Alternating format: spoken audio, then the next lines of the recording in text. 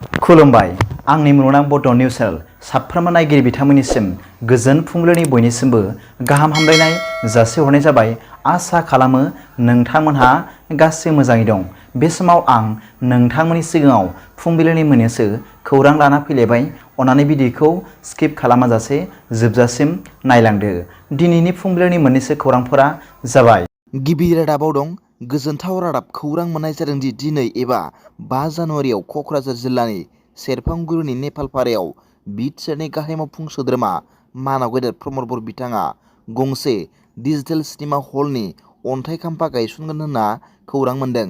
बे खौराङा थारैनो सेरफांगुरि ओनसोलनि खाथि खाला सावथुन नायनो मोजां मोनग्रा सुबुंफोरनि थाखाय जोबोद गोजोनथाव खौरां आरो जायफोरा सावथुन दिहुननो मोजां मोनो आरो सावथुनाव फाव खालामनो मोजां मोनो बिथांमोननि थाखाय जोबोद गोजोनथाव खौरां जागोन।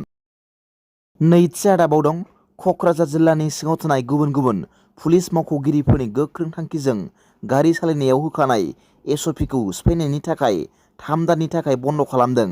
मख'नो गोनां दि मैया क'क्राझारनि DTOनि माखासे SOPखौ सिफायनायनि थाखाय क'क्राझार जिल्लानि सुबुंफोरनि 37 ड्राइभिं लाइसेन्सखौ 3 दाननि थाखाय बन्द' खालामनाय जादों होनना मिथिनो मोन्दों। थामथि रादाबाव दं आथिखाल लाइमोन गांखं BPFनि गाहाय नेहाथारि मानगोनां कास्टम बसुमतारी बिथाङा BTRनि गाहाय मावफुं सोद्रोमा मानाव गेदेर प्रमद बर' बिथांनिसिम गिदिर सोंथि दिखांना बुंदों दि BTR दाफुंजानायनि सिगां बिसायख'थि फोसावदिंनाय समाव बुंनाय बाथ्रा UPPLआ सरकाराव फैयोब्ला BTRनि खौरांगिरिफोरनो मेडिया वेलफेयार फान्डनिफ्राय 10 कौटि होनाया बोरो होनना गेदेर सोंथि दिखांदों। खौरांगिरिफोरा बे बाथ्राखौ लानानै मानाव गेदेर प्रमद बर'नियाव सोंथि सोंनाय समाव बिथां प्रमद बर'आ फिननाय होना बुंदों दि बियो मोनथियाखै आरो नायाखैबो आरो बेफोरखौ लानानै बाथ्रा दान्थेलायनायनि बदलै समाजनि मोजां खामानिसो मावनांगौ होनना बिथाङा खौरांगिरिनि सिगाङाव फोरमायदों। ब्रैथि रादाबाव दं मैया क'क्राझार जिल्लानि गसाइगाव महकुमायाव BTRनि गाहाय मावफुं सोद्रोमा मानाव गेदेर प्रमद बर' बिथाङा गोदानै गायसनजानाय क्लक टावारखौ बेखेवनानै होफैदों। बिथाङा गावनि बिबुंथियाव बुङो दि थांनाय 17 बोसोराव गसाइगाव टाउननि दखानफोरा गोबां दावराव दावसिनि थाखाय बन्द' जाबाय थायोमोन। राजा लामाफोराबो गारियानो लाइन जाना गोबां खेब थाद'नो गोनां जायोमोन। नाथाय BTR खुंथाय फैनाय लोगो लोगो गसाइगाव ओनसोलाव गोजोन थासारि फैबाय आरो दखानदारिफोरनि इनकामाबो बांबाय होनना बिथाङा फोरमायदों। बिथाङा फोरमायना बुंबावदों दि गसाइगावआव जौगानायनि खामानिफोरा सोलिगासिनो दं आरो गंथाम दालांनि गोनांथि जानायखौ फैगौ दैज्लांनि सिगाङावनो बानायगोन होनना फोरमायदों।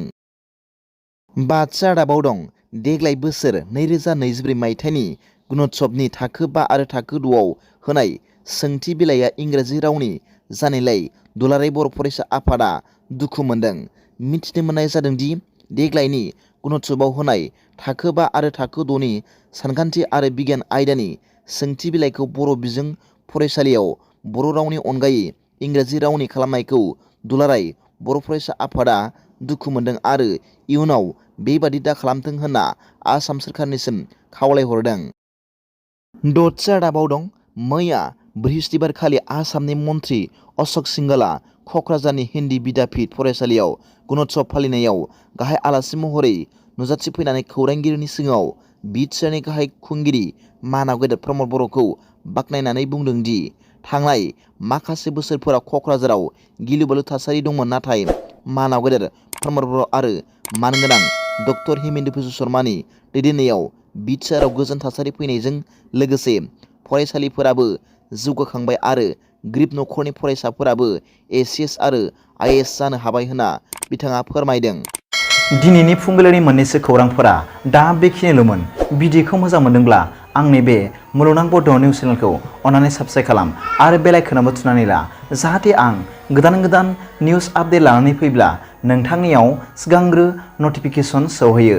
दा बेलासिनि रादाबाव नोंथांमोनखौ आंनि बे चेनेलाव गासैखौबो बरायहरनाय जाबाय। गोजोन्थों। एसेनोसै। जै बर' हारिनि जै।